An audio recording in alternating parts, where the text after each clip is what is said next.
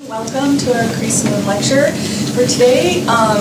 As you can see, and you probably already know, that's why you came. We're going to have political anxieties in the Caucasus, but the Georgian national narrative between war and peace. Before I introduce our speaker for today, I just wanted to I wanted to let you know we have one more Creasenoon lecture coming up early next month. All Art is a Political Statement, where we'll be joined via Zoom by Ariana Lekic-Friedrich, as a Croatian multimedia artist, and in conversation with our own Crease faculty associate and professor of art at the Stamp School, Rebecca Modric. So will be joining us. It will take place here. Rebecca will be live. I mean, she'll be here. They'll also be live from Croatia, but it'll be kind of a mixed event. So encourage you all to come to our last Creasenoon lecture just after the Thanksgiving break. And then soon we'll be posting our calendar of events for next semester. So if you're a new attendee to Creasenoon lecture, hopefully you signed up outside on our email list, and you will get notification of that. And I know most of you, but I just realized I didn't introduce myself. My name is Elizabeth King. I'm the director of the Center for Russian, East European, Eurasian Studies, and associate professor of public health. So really excited. We have a good turnout, even though the weather is not conducive. I know students are probably have their own anxiety around exam period and everything else, but we're really excited to have Dr. Batiashvili with us here today. She's a professor of anthropology, dean of the graduate school, and director of the Memory and Anxiety Research Lab at the Free University of Tbilisi. She obtained her PhD in anthropology from Washington University in St. Louis and her MA and BA in psychology from Tbilisi State University. Her current research focuses on the Caucasian highlanders and ethnic Armenians in Georgia. Her collaborative research projects on the anthropology of anxiety and memory and anxiety have been funded by the Winogrand Foundation, James McDonald Foundation, Templeton Foundation, and Georgian National Science Foundation. Her book, The Bivocal Nation, Memory and Identity on the Edge of Empire, is about a divided nation and polarized notions of nationhood in Georgia. Her second book, The Anthropology of Anxiety in a Small Country, which is in progress, and I think we'll hear some about today, interrogates anxiety as a collective and political phenomenon based on ethnographic data gathered over more than a decade. So I would also like to thank the Center for Armenian Studies for co-sponsoring our event today, and I will turn it over to Dr. Batiashvili. Thank you, Elizabeth, for the generous introduction. I'm so pleased and excited to be here, and it's a full house. I got my heart pumping. So I was so excited coming here. I might have overdone when preparing this lecture, but I wanted to mention a couple of things that, Elizabeth, thank you for mentioning these projects. These are main projects that I run, Anthropology of Anxiety, which is anthropology group of anthropologists, but also Memory and Anxiety, which is an interdisciplinary project. And this is, for me, an opportunity because I'm on a mission of promoting something that we're doing. This is, and some of you might be interested in participating. We have a call for papers out in Journal of Memory, Mind, and Media. And it's they do special issues in a little different way. They give us a platform for a certain amount of time.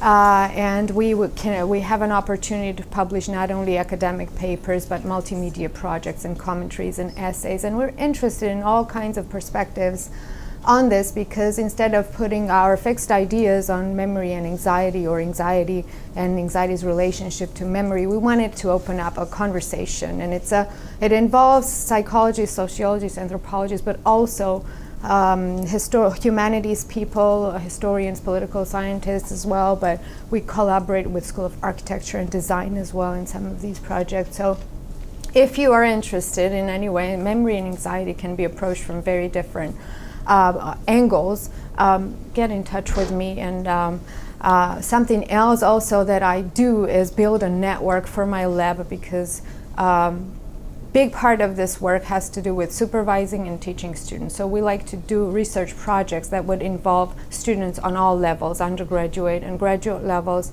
a lot of undergraduates that we have, and it helps them if you, especially in a peripheral part of this world where we're still building academia, having these connections is extremely important, especially in times like this, anxious ones. So when preparing this lecture, and I didn't talk about this in my abstract, I know, but there's so much attention, including international media attention, on this last elections that took place in Georgia on October 26th. And just like yours, these were for Georgians decisive kind of turning point elections that where people had to choose between two radical poles and decide the fate of the nation. As this New Yorker article rightfully pointed out, in the time period leading up to the elections, in a country kind of embroiled in various waves and multiple waves of protests and demonstrations, there's this atmosphere of simultaneous hope and despair among the people.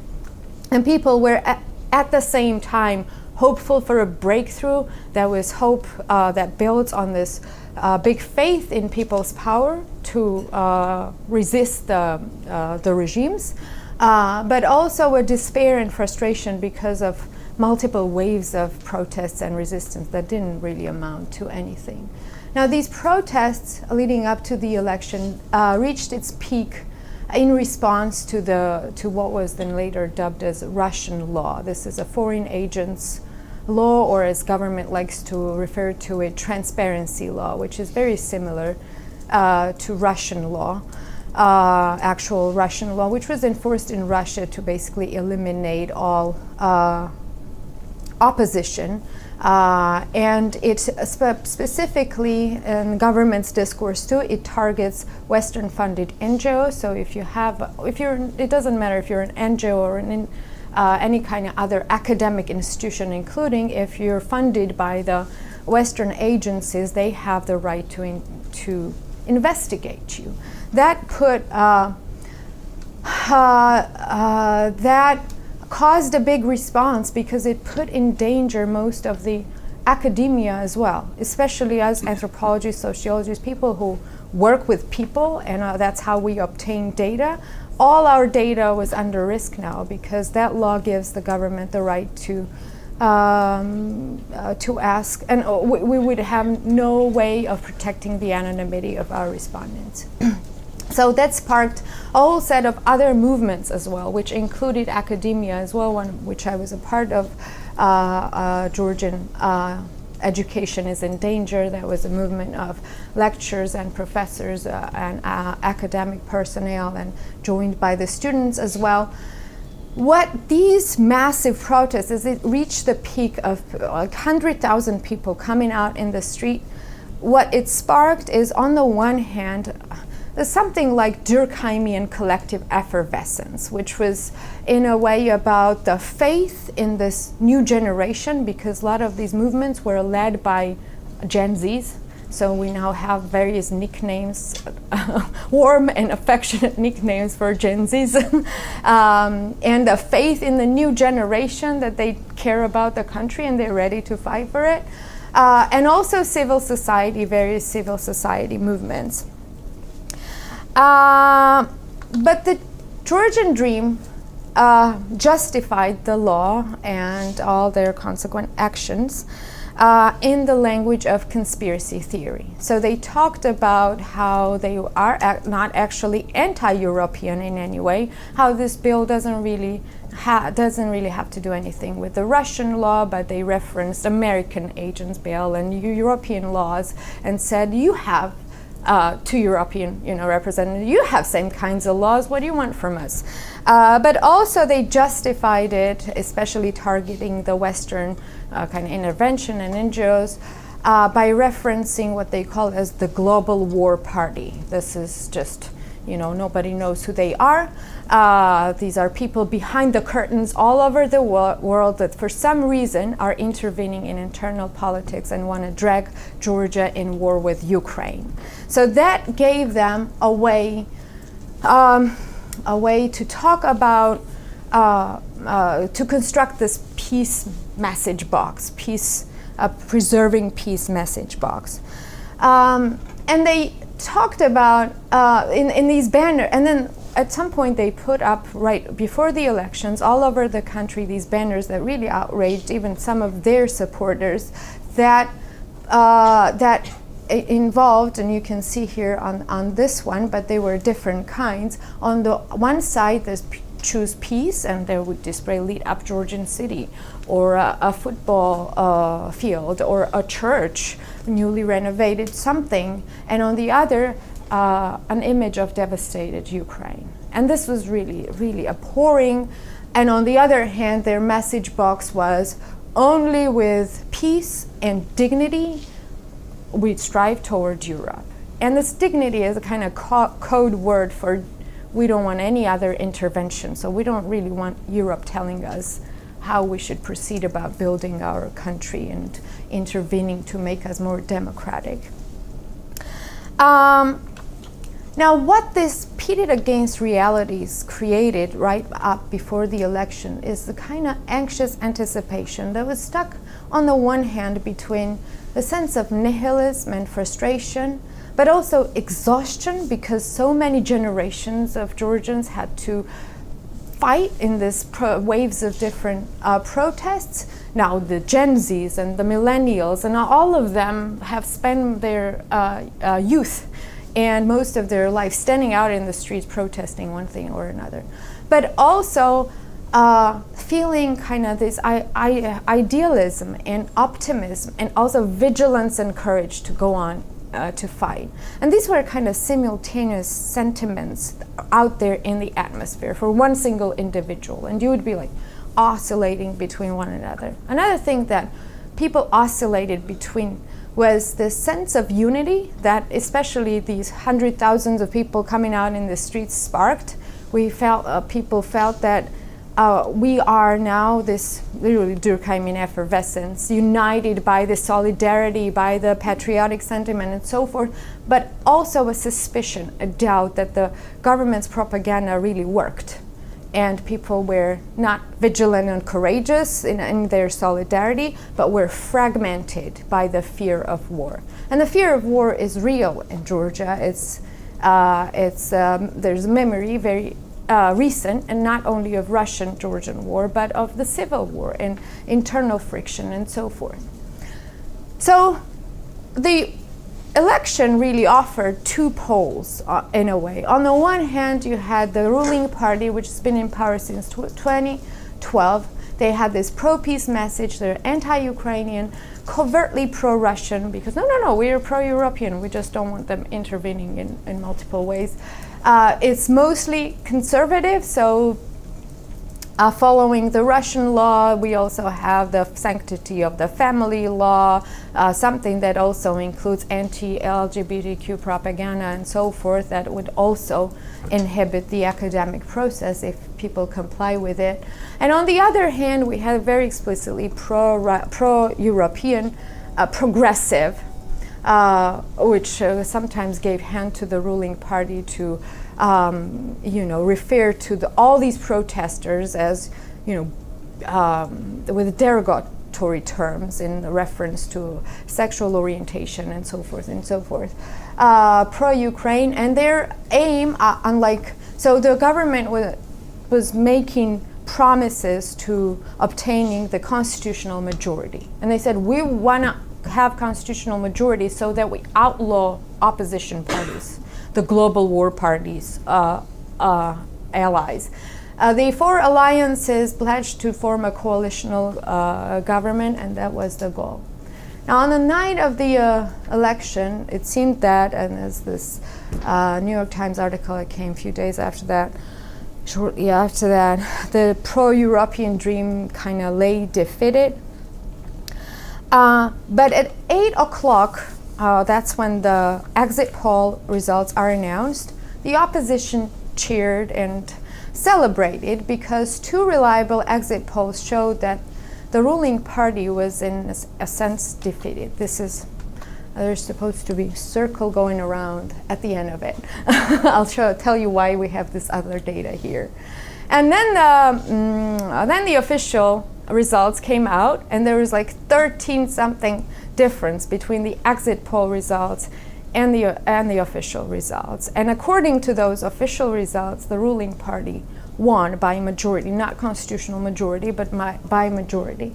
Now this was done later by political parties, and I borrow the graph from them, that compares it during all other elections, the exit poll and official results. And you can see the discrepancy here, which was odd, obviously, that exit polls cannot mistake by that much. It's shortly after that multiple evidence surfaced from different sources showing the massive fraud. Is kind of dubbed as Russian special operation and not an election. Massive fraud that where the ruling party on the one hand inflated their share of votes, especially in rural areas. It showed that there is a massive vote manipulation, about 300,000 votes, which is huge for a small country like Georgia. And that about there were around 3,000 polling stations, and about every 15 minutes, one vote was manipulated or fraud. During those elections. We saw some of this violence playing out on polling stations outright, and there is always this readiness for the election fraud in Georgia, because other than the previous government, no government has democratically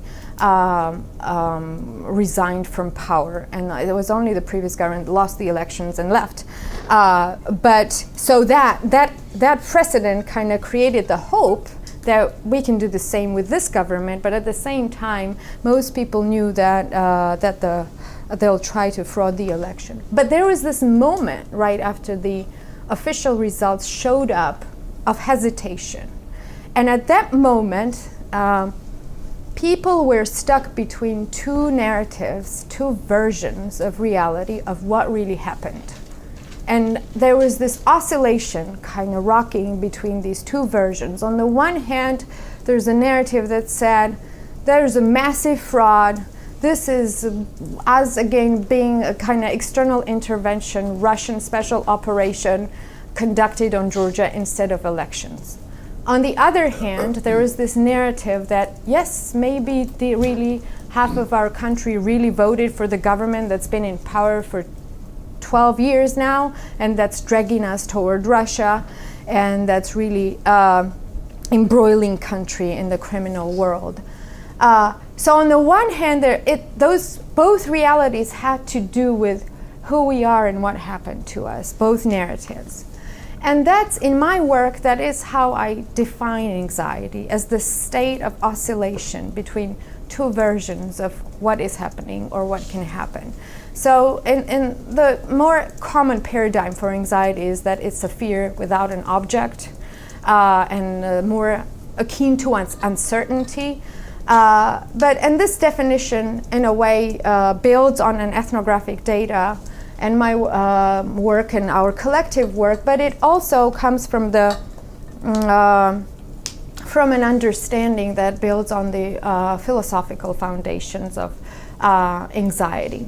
Particularly, I mean, all discussions in philosophy about anxiety start from this Danish philosopher Søren Kierkegaard.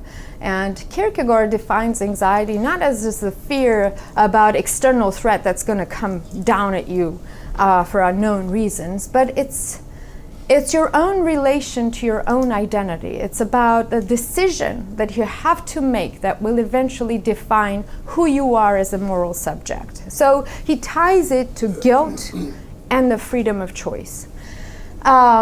And then building on that, kind of Heidegger is considered to have secularized. Bettina Bergo talks about this in her book, if any one of you is interested. But he builds on Kierkegaard's kind of secularized version of Kierkegaard's anxiety to talk about how anxiety is about the self itself. What am I capable of doing when especially when you're confronting kind of strangeness, as he says, uncanniness in your own self. So these two versions really were about that. who we are now, that we're facing these two versions of what really happened. Now, in our work, we kind of use that paradigm to design, our approach to anxiety, when we ask, like, how can we approach anxiety not as a clinical disorder, but as a socio-cultural phenomena, as a political affect. And building on that thinking, it obviously is tied to destabilized identity that is rocking because it's facing these two versions of who you are, at least two, it could be more. And then it's oriented about a realm of future possibilities in terms of what am I will define what will happen to me.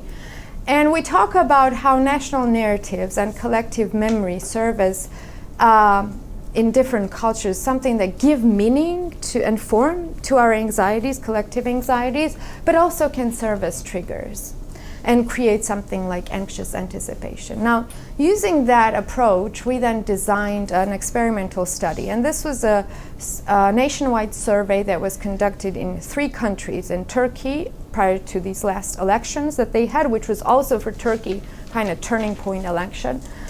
In the United States, and we haven't yet analyzed the data from the United States because it just happened, and in Georgia.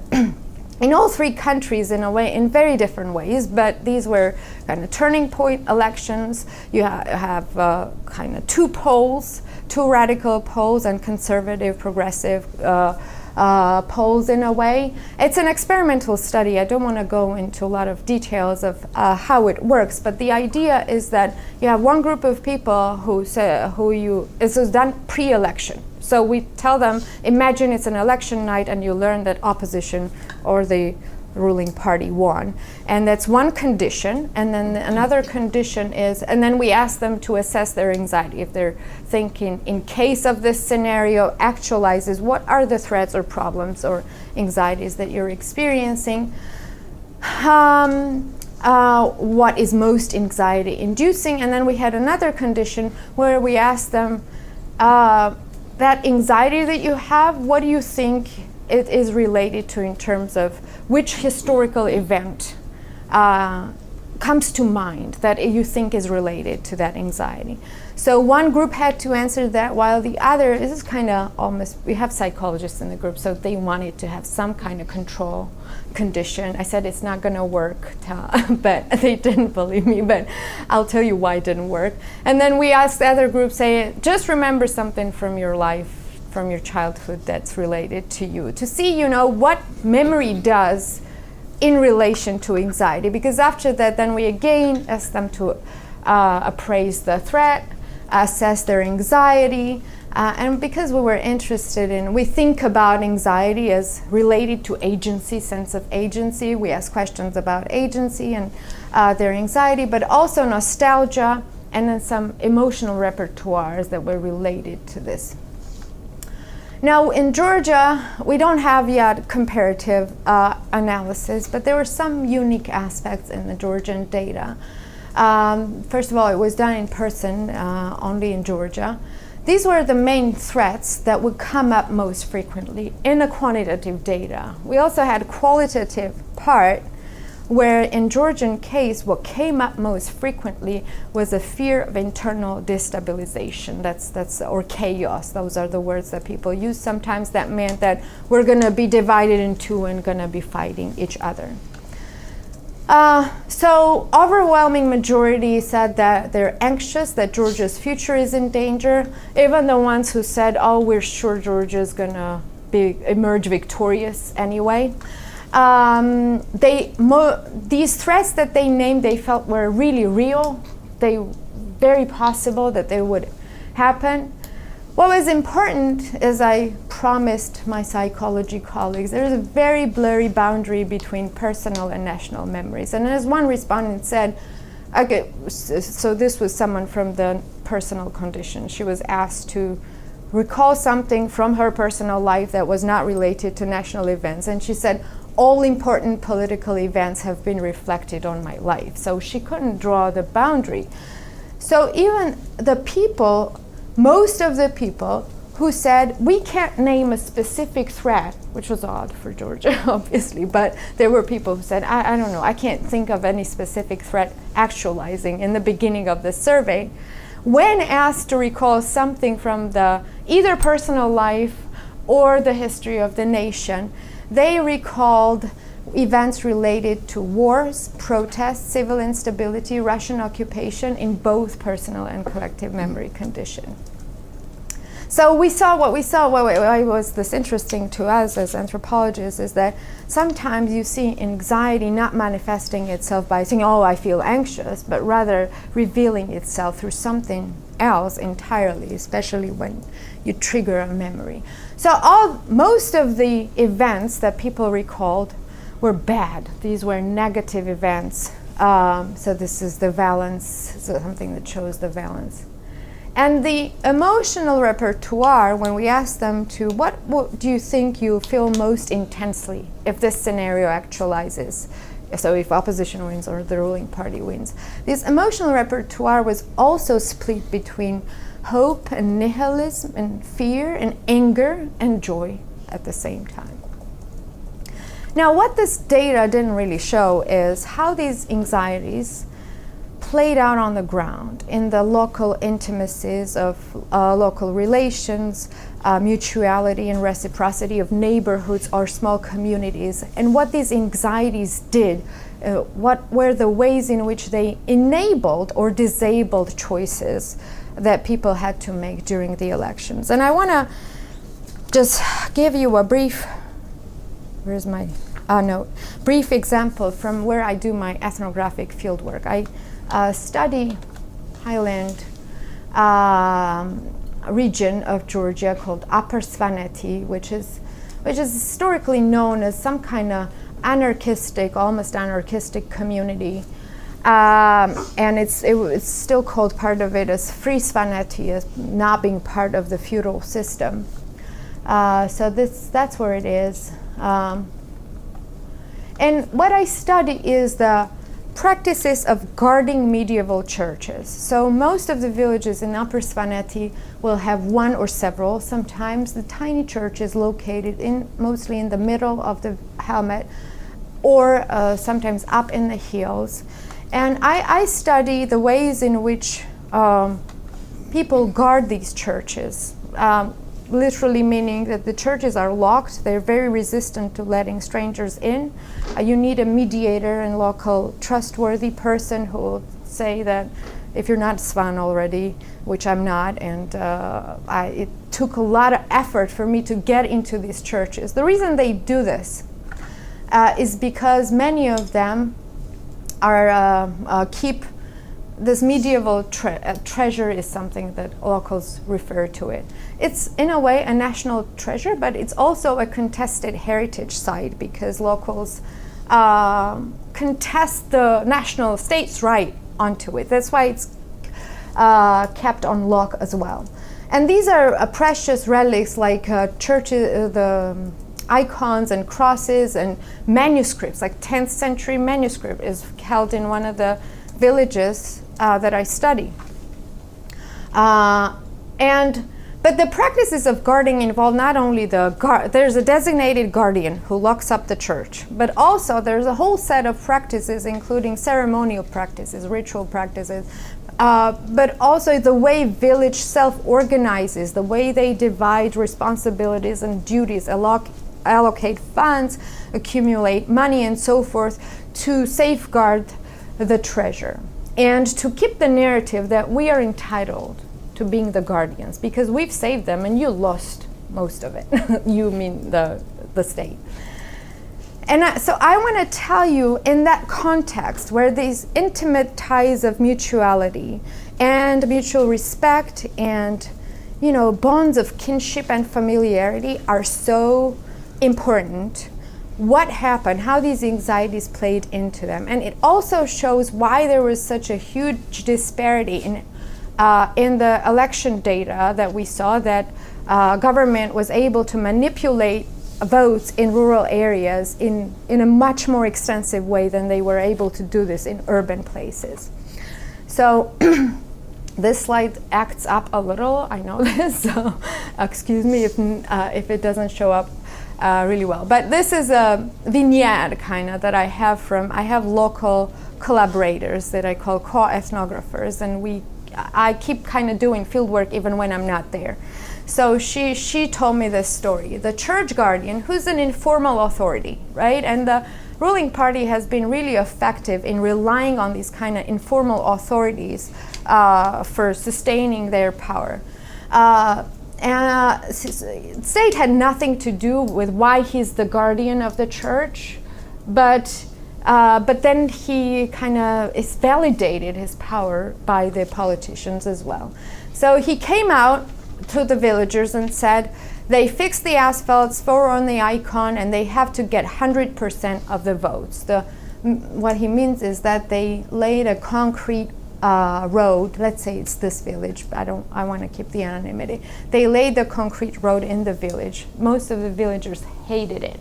They liked their dirt road, first of all. Then they hated it because they didn't do it properly, so there's no proper drainage system, and a lot of rain water then drains down to people who live down the stream. And so the woman who lives this down the stream, and she's referred to as a progressive, somewhat progressive woman, she says, they have thickened their pockets, and I have seen nothing but the damage from this asphalt, because she's the one who gets all the water. There's another man who's vaguely connected to criminal authorities, and he said they are planning to build the sewer, so whoever doesn't vote for them, bullet in their head. Somewhat figurative, but also not. There's another woman who cursed, and I wasn't sure I translated it right, but she said, may that sewer be the sacrificial offering for Bidzina's funeral. Bidzina is the billionaire who's in charge of the ruling party. He's like a shadow politician because he doesn't have an official post, but we know he runs the country. So then the village council gathered, and they decided that they have to vote for Kocebi. That's the vernacular term for Georgian Dream Party. It's a shortening of Kartuli Otsneba, and it's a derogatory name. There's a woman who's actually an observer from one of the opposition parties, and he said, it's going to be awkward and disrespectful if at least I don't vote for the opposition party. And the village council decided, okay, you have the right to vote for the opposition party. And then there was another man, everybody agreed on that, and there was others that joined. And there's this one guy who said, I hate this red Bidzina, but I have to vote for him because I have the social security assistance from the state, and they will take it away.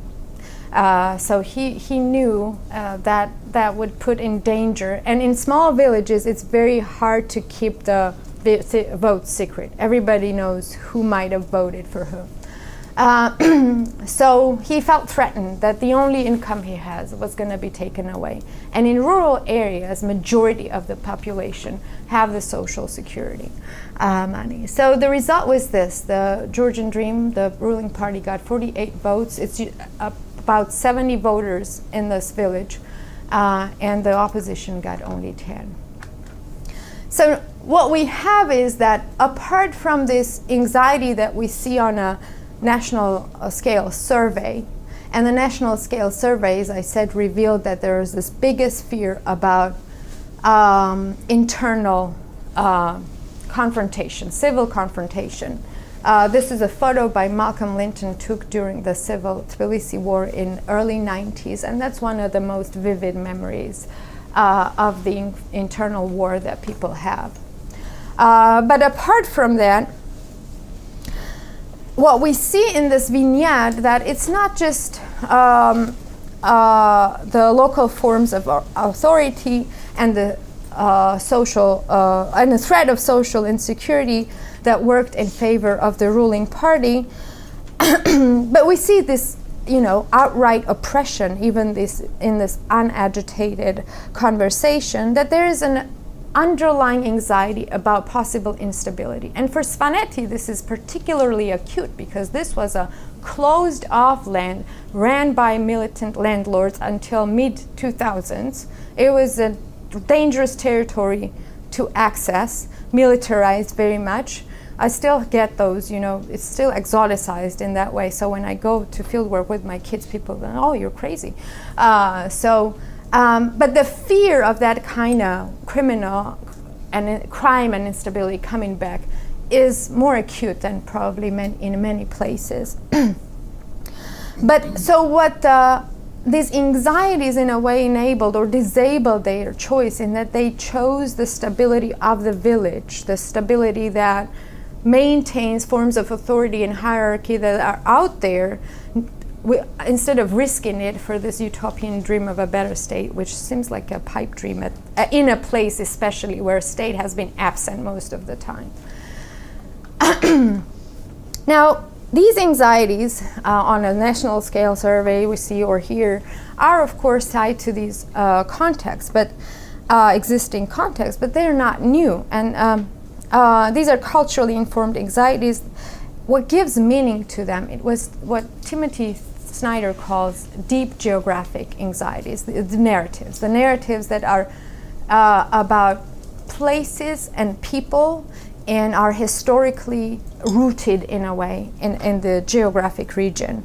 One such deep narrative is Georgia's national narrative template. The narrative template is a term by James Wirch, who's a big narrative guy in memory studies especially, and he talks about narrative template as a kind of schematic code, an underlying script for different various, so like you will have a same narrative template for Russia's patriotic war and Ivan Grozny events, or different historical events where you have specific narratives, but underlying narrative is kind of script that is also a script for what can happen in the future.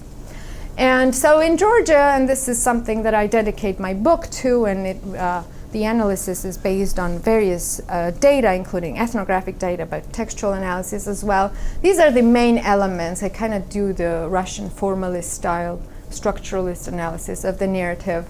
That Georgia is a small country always attacked by bigger powers. And what Georgians do in response is fight relentlessly, and they're brave heroes and so forth in that. But what's there, they have this weakness of being of internal disagreement, of power struggles always going on between Georgians, and being prone to treason. This is one of the kind of unique aspects of Georgian national narrative, because it identifies traitors as Georgians themselves. And when that happens, then Georgia can't win. But all narratives have beginning, as Aristotle said, beginning, middle, and end. The end is always the same. Georgians survive as a cultural entity, if not as political entity. Now, I pay particular attention to these two elements, these two distinct voices in which Georgianness can be articulated as, that as heroes and as traitors at the same time. That's why Stalin's figure works, for instance, because he can be both in a way. But other historical figures as well.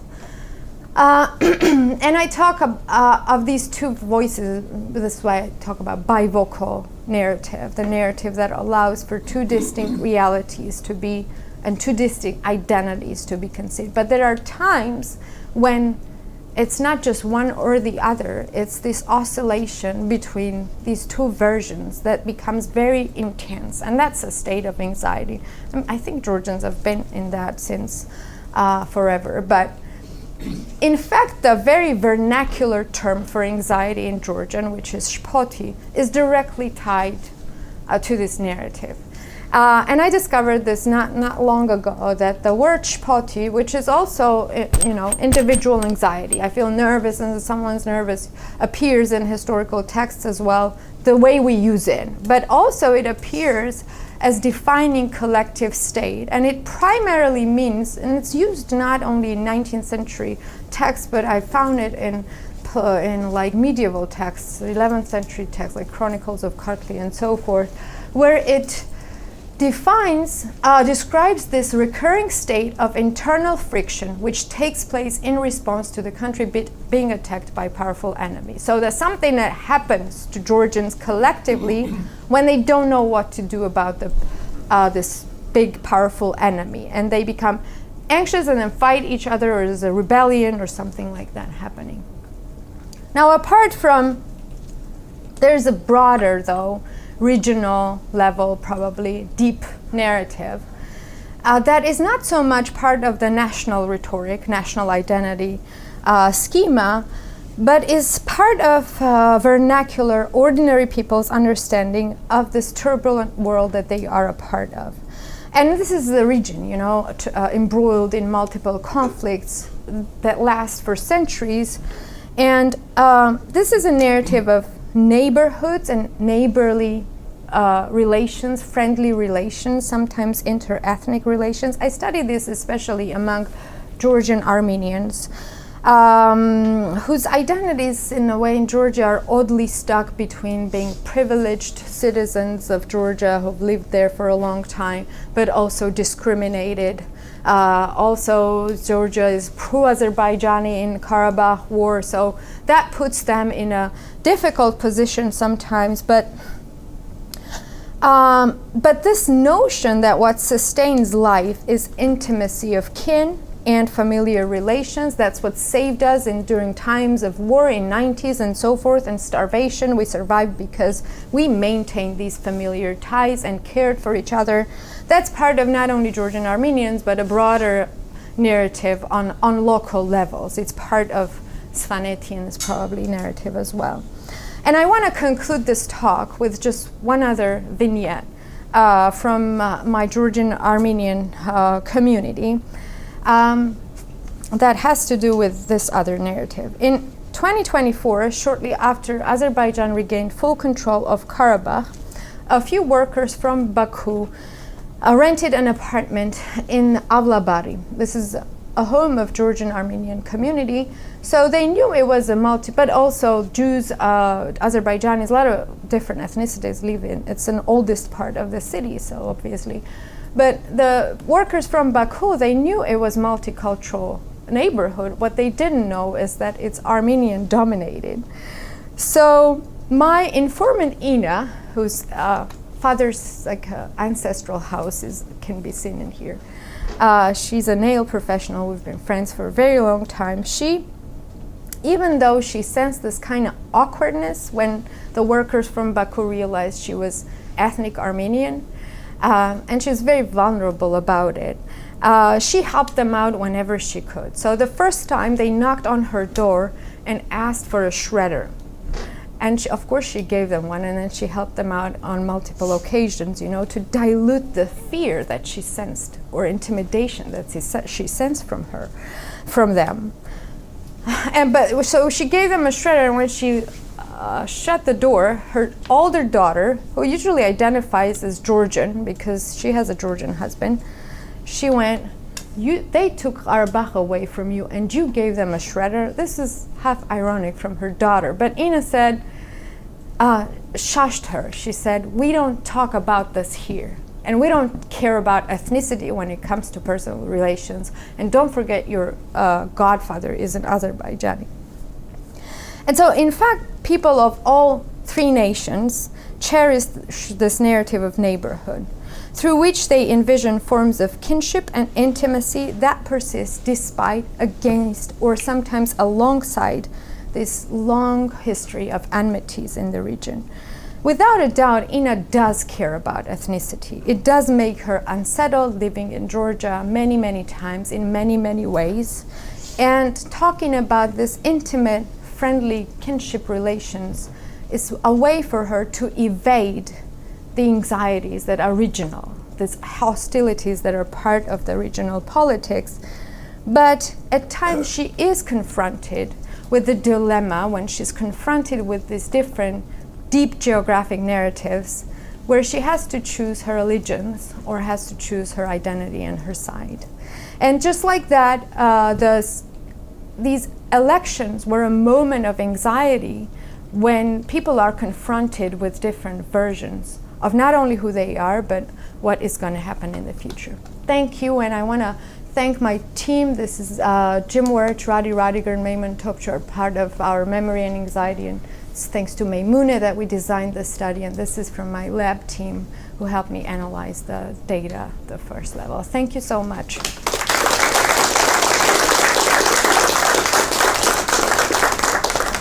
time. Yeah, so questions. If you could just, before you ask your question, just say your name and your affiliation, please. Thank you so much for your presentation. I'm Nargis Hajiyeva, political scientist and Karabakh scholar, advisor visiting professor here. Just one thing I would like to mention about that, if you are scientists, try to use the legal map. Because even in the Georgian cases, you are showing the Abkhazia and Ossetia, which is unrecognized in Turkey as Artsakh, in Karabakh region as well. But it's not legal to use these illegal maps, because we are political scientists and you are anthropologists.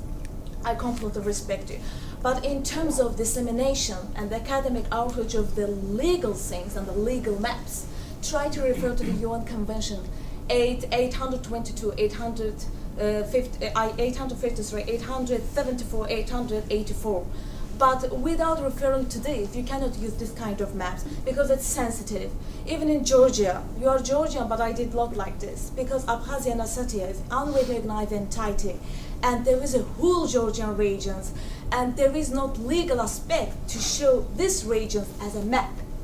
Artsakh is dissolved in January 1st, 2024. We know that Azerbaijan did not gain control. Azerbaijan liberated territories. Even the Georgia today liberated territories from the Russian side. It will be safe, and we are also proud of that. We will also support the Georgia. What do you mean Georgians liberated territories? Georgia, Abkhazia and Ossetia, when Russia, occupied the territories, in the coming future, if you just gain the territory and liberated the territory, we're also proud of you that, because it's wholly your recognized part. Today, I know that many scholars coming from the Abkhazia, Ossetia, and I know the people from the Tbilisi in Zurich University.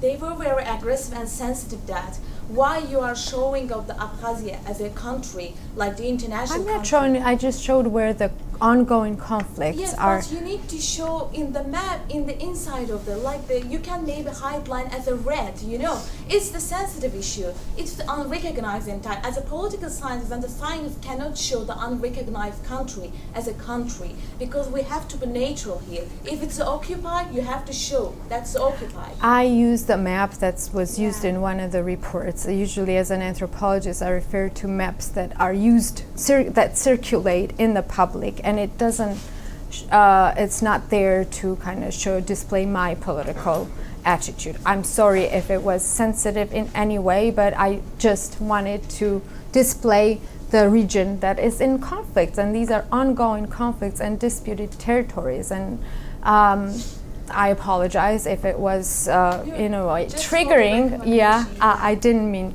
to do that. Yeah. I mean, the map does explicitly clarify that those are disputed territories Yeah. and not I essentially, didn't. they're not making As a arguments Georgian, about sovereignty. obviously, I wouldn't claim Abkhazia and Ossetia to be separate countries. That would be me being a ruling party supporter. Yes, please. Well, thank you so much for coming all over from Tbilisi. It's Thank amazing you. to have a Tbilisi representation here. My name is Lilit. I'm a second year student at the CREASE program.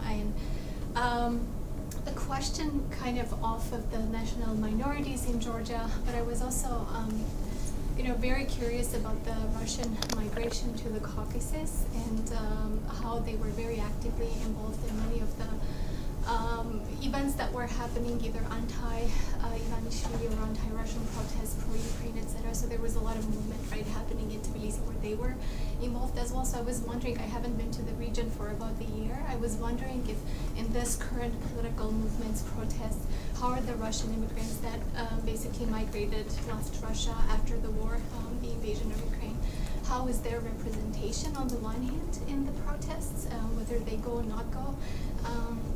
And then on the other hand, the perception of Georgians towards them, because in a way they are still the Russians. And especially probably after these elections, because I'm more familiar from what was after 2022, but not in the last year. Yeah, thank you for your question. So I haven't myself studied this ethnographically or anthropologically. I cannot generalize. We've here and there seen, some Russians participate in the protests, and And it was very broadly portrayed in media to pinpoint that these are good Russians. There are good Russians,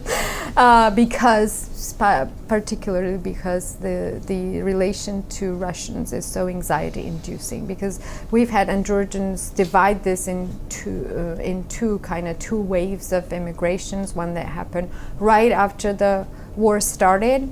From Russia, and if you've seen the Daryali Valley images, these were huge days-long traffic coming in, and people thought of these migrants as Russians who really couldn't be part of the regime, Putin's regime. But then there was a second wave of migration, which happened when Putin decided to mobilize the general public to send them in war, and so they were looked more like desert tears, So obviously, when you're and if you walk down the Tbilisi street now, major language you hear is Russian, and it's anxiety-inducing because you don't have no way of identifying which wave of immigrants are this, and of course there are positive and negative narratives at the same time. I've had these conversations with different, some of them. I keep, for the last year, I've been giving these talks for activist groups mostly. I had to switch gears back to academia, but and activists who are also come from Belarus and Russia, and of course who are very depressed at this moment. And right before the election, they were warning us, this is the same model that your government is following, and you're not going to be able to stop them just by protest or mobilization. And we were like, no, Georgia is not Belarus or Russia. And I was like, we don't know now. But yeah, so I cannot generalize much about this, but there's some involvement in these resistance movements from Russians, and there are some networks and ties built that are productive, obviously. Yes, thank you. I have a question on a slightly different subject. I really liked that you talked about the national narrative template, and we could talk about it in terms of not just Georgia, but many other countries. Yeah. There was a ecologist many years ago. She actually studied at year-round, but that was probably She studied 30, what? 40 years ago. Her name is Anne Schutzenberger. She's originally from France, and she wrote the book, which has been translated into English many years ago. It's called The Ancestor Syndrome, and it's about how these patterns have gone through many generations. So if you in your family line you have mixed marriages from different generations, it's not necessarily something that even comes from you. It could be passed down from a parent or a grandparent or someone else in the family. Like for instance, in Russia, this could be part of the explanation why Russians don't rebel against Putin's regime, because their ancestors in the 1920s and 1930s were sent away to gulags.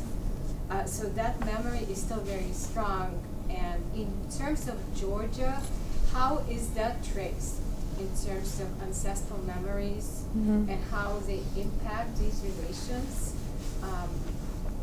Has there been any research on this subject? Because Anne Schutzenberger's work is probably at least 30 or 40 years old at this time. There's huge scholarship on narratives, and especially national narratives. Again, I mentioned James Wirch is one of the most prominent scholars who, in his book, he studied Russia during Soviet times. So he did most of his research in 70s. But then he also writes, he has this most recent book, How Nations Remember. He talks about American, Chinese, Georgian as well from our collaborative work in Russian national narrative. Now, it's the way we trace it, it can be different depending on the sociocultural context itself. And You can also have the oral histories and the families that are transmitted from generation to generation. But these kind of narratives are traced on more national collective scale. So the material that I have looked into is how in the 19th century, when the founding fathers are kind of constructing the idea of a Georgian nation, how they talk about it. And it's very obvious from there that these elements were already, so they're reflecting back on these histories and trying to articulate one simple formula that would describe Georgians. We then, a lot of narrative people do work on history textbooks, because textbooks are these huge state-governed media that ensures that each new generation is encultured into these narrative schemas. And the way we do it is we look at if the pattern of storytelling in history textbooks, or the way the historical sources are laid out, follow one and the same pattern, and what are these recurring elements. There's also the scholar Evietar Zerubbabel who writes about time maps and how these different pattern implotment techniques appear in the different texts. And so one of the biggest mechanisms of transmitting the narrative as a hidden schema, though, I mean, it's like it almost works on its own as a sense-making instrument that is we obtain through culture, is through these different media, including textbooks and popular history books and so forth. And then I've observed how young people talk about identity and the nation, and I saw these elements coming back and back in different generations of young people, despite the efforts of the pro-European and progressive state to reframe the history curriculum. So because you still have teachers who, whatever material you give them, they kind of have that implanted schema of how to tell a story of a small country on the verge of an empire. Yeah. Thank you for the question. Yes. Hi. I'm from Armenia. My name is Arthur, and my question is, Armenia knows well how long Georgia and Georgians have been waiting for approval from the European Union. And Georgia adopted everything, like on the level of legislature, culture, etc., to get into European Union, but it's still waiting. My question is, maybe this anxiety is caused by this disappointment, two feelings, very strong. And disappointment made Georgia turn not towards Russia, I wouldn't say that, but towards some not very direct pro-Europeanism.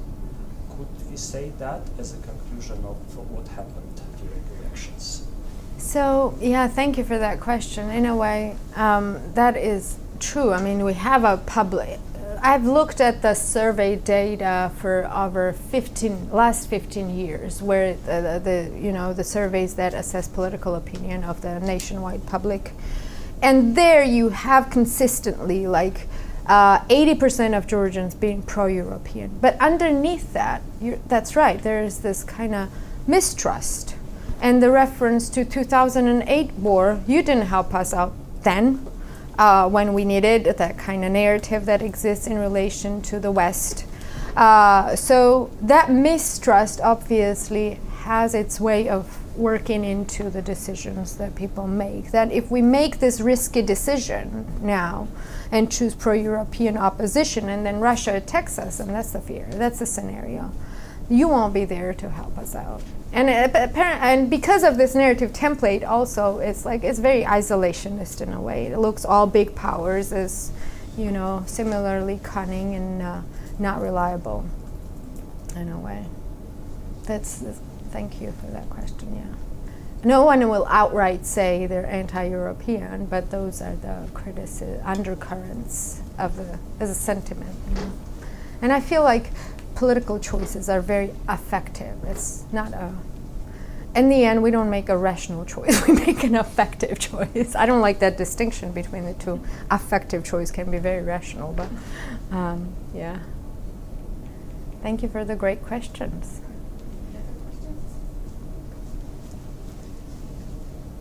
By the way, this is the rational choice theory, which says even emotional choice is a rational one. Yeah. So Yeah. any choice is rational because it's made by a person, and the person is supposed to be a rational, animal. Yeah. So even if you feel that, and you decide to have a wedding which is more expensive than you can afford, this is rational approach. When you calculate for the future, then you will get back something. Yeah, this is kind of rational choice and political theory catching up to affect theory, because it started off by evacuating emotions entirely out of rational decisions. Then we were like, and the fear of crowd, especially French thinkers' understanding of how politics and emotions go together. Then there was like, crowd is emotional, individuals are rational, and then a little bit we kind of try. They're now including emotion and affect into rational choice and just any choice we're making.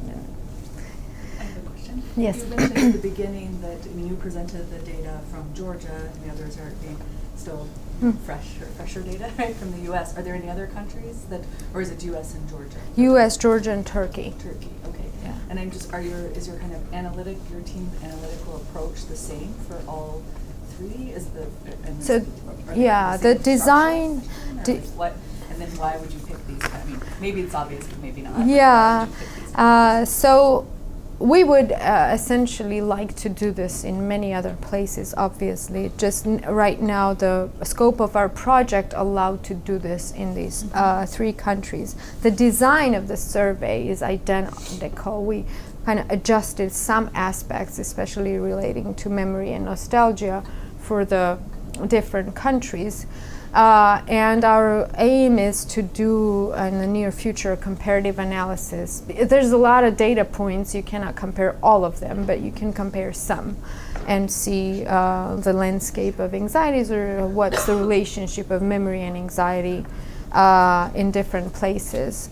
And so that's the team that originated. So I started my memory and anxiety project as part of a bigger memory studies group that's funded by McDonald Foundation.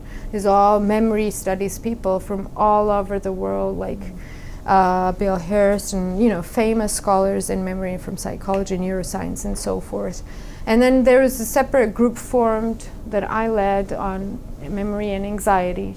And it was kind of branching off from that project where we designed this survey. Now the approach, yes, it's similar in a way, but it was also about testing grounds. We were not sure what the relationship is. It's like a loop there and what would show up. But it does suggest a little different sociocultural approach to anxiety itself as a collective phenomena in all 3 cases. Someone? Yes. Hi, I'm Allison. I'm an undergrad student here. And I'm fully American, so I haven't had much experience. I'm just now learning a lot about these situations. I was wondering if you could go more in depth on the difference in the platforms between the ruling party and the opposition party. Oh, okay. Yeah. I know you mentioned Yeah. LGBT rights and pro-Europe versus, more in between Russia and but more along the lines of policy. In terms of, is there a specific area that you're more interested that I could address, because it could go on many different directions, but. I guess maybe, let's say more economic, more policy centered around the nation itself as opposed to foreign policy. So, thank you for that question. It's different. So the boundary here, for instance, this between left and right is very obvious in economic terms, and it doesn't work that same way in many different places, including Georgia. So you have more pro-left-wing opposition and more conservative-ish kind of social conservatives opposition parties or groups in the alliances. One of the, and this was a matter of joke as well, some of these alliances were formed just very recently, just, with an aim to defeat the ruling party. And also, instead of uniting as one entity, as one coalition, which happened in Turkey, for instance, all opposition parties, including left and right and middle, they all united to defeat Erdogan. That didn't happen in Georgia because the rationale was that we need people to have a choice between the opposition party that was in power prior to Georgian Dream, and some people really adamantly hate that party, national movement. There were people who are really concerned about welfare state. That's their interest, and they united around I can't remember the name of the particular party, but there was a former prime minister who's the leader. And their program was very well outlined. It was, if you were welfare state, that's what you want, you would vote for them. So they kind of divide, but there's also this alliance, which is led by a millionaire guy. He's a banker. The entire left politicians spent their careers hating him for being, bad banker who evicts people from their houses. But then he managed to unite people under his coalition, like the politicians who built their political capital on leftist platform, the people who were more right-wing, and the people. So it's very blurry to describe it politely, but it's not as neat. What created the two poles, it was pro-European and pro-Russian ruling party. So that was the decisive, and then between that you can choose depending on if you were ideologically more left-wing or right-wing or wherever you were. I don't know if that clears things up for you, but Thank you. I have a question. Is this going to be recorded? I think so. They Yes, it'll be put on a our YouTube microphone channel. on me. We have a Crease YouTube channel, and it will be posted soon. And you can see Thank other you. ones there too. Sorry. Thank you. Thank you so much. It was Thank really you. interesting.